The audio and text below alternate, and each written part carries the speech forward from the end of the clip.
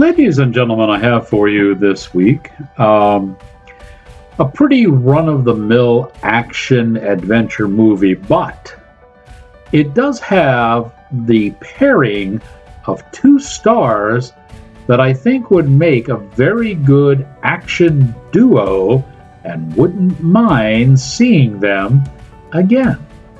As cinematic class is about to begin, your professor. Is it?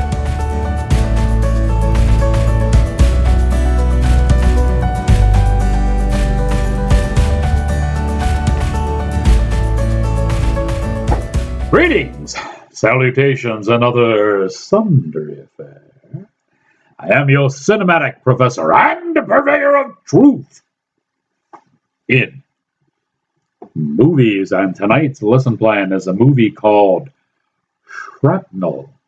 And I don't understand the title, because there's really nothing about shrapnel in the plot at all, not even in the subplot.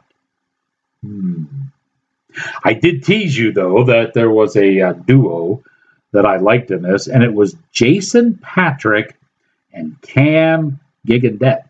Now, you know, both of these guys have been in these Class B action movies. Not so much Jason Patric. I still, and I'm sure a lot of you remember him as kind of a mushy love interest in a lot of movies. You know, he was the cute guy who would either turn out to be a really good guy that the girl wouldn't recognize as a good guy, or he would be the cad who the girl fell in love with. You know, that type of thing. So they put him in this action movie. They've teamed him up with Cam, and the team works. All right. At first, I thought this is miscast. They should have flipped their roles. Jason plays Sean, and Cam plays Max. And I thought if they flipped their roles, that might have pulled. But no, it actually ends up working. And I think these two, if they paired up again, could make a pretty good action. Not same guys necessarily, but they played off each other well in this. Female interest in this, Susan, is played by Keisha Elwin, and I think, like I said, these two work really well.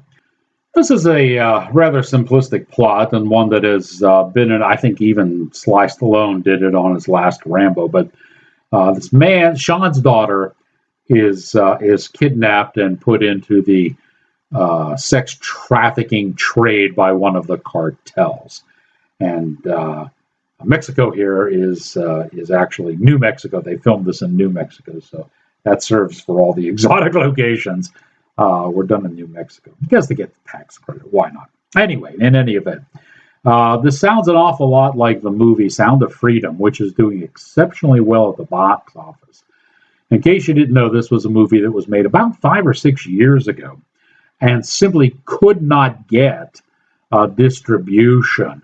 At one time, Paramount had it. At another time, Disney had it.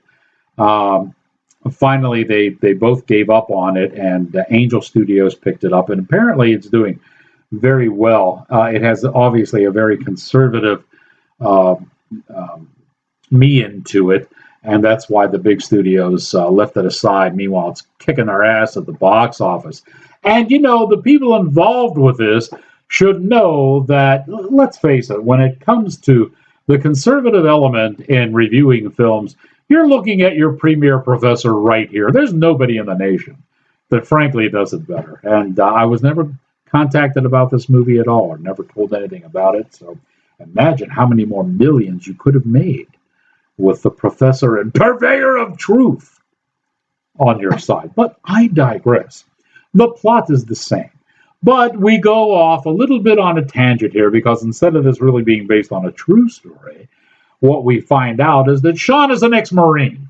And the ex-Marine is not about to sit back and let the cops investigate the kidnapping of his daughter. He knows better than to deal with a corrupt authoritarian police department and what have you. So half the time they're in on it anyway. Look at all those confirmation hearings going on with Christopher Ray and I mean, my God, the man's making an ass of himself. So Sean doesn't want to put up with this, and he calls his buddy Max.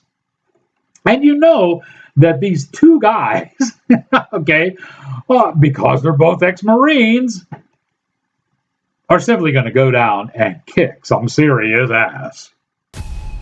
2 South Texas girls are missing in Mexico. My daughter didn't just disappear. Someone out there knows what happened. Lee, wherever you are, I'll find you. Most of the authorities here are in bed with the cartel. Who are they? Look, I know your background, Colonel. You're playing with fire. As bad as it gets. Beheadings, torture, you name it. You promised to keep us safe. You didn't. She is out there, brother. You know, I'm there whenever, wherever. You let me know. Dad, I'm in trouble. Please help.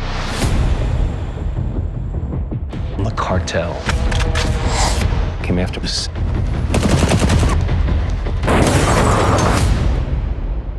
My daughter, where is she? You're a dead man. So that's Victor Garza. He's got an army. He is untouchable. So what now? I'll do it my way.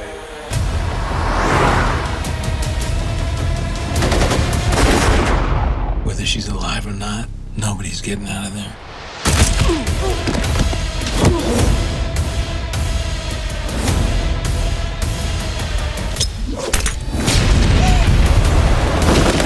Remember me?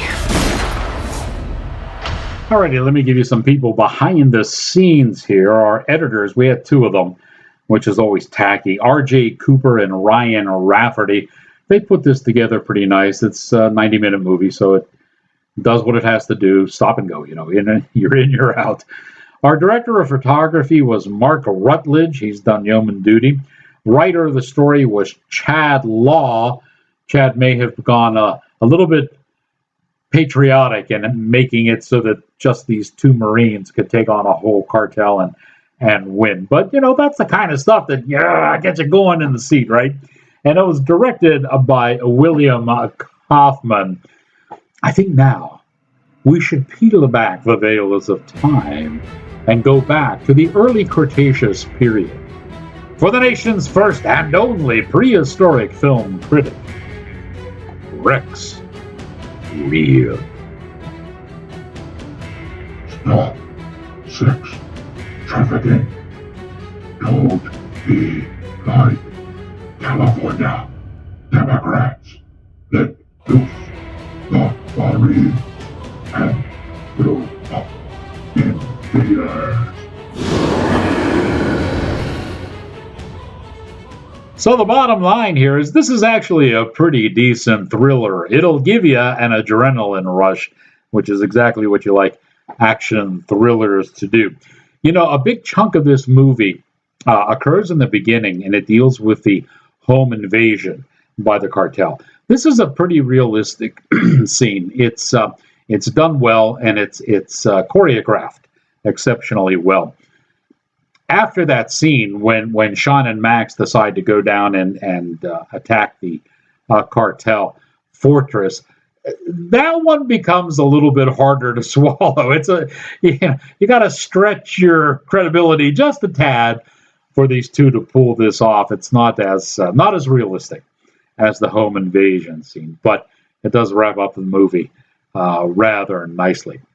Give this one a watch if you like good action thrillers, and see if you agree with me that Jason Patric and Cam Gidet work well together, and they should try to do this again.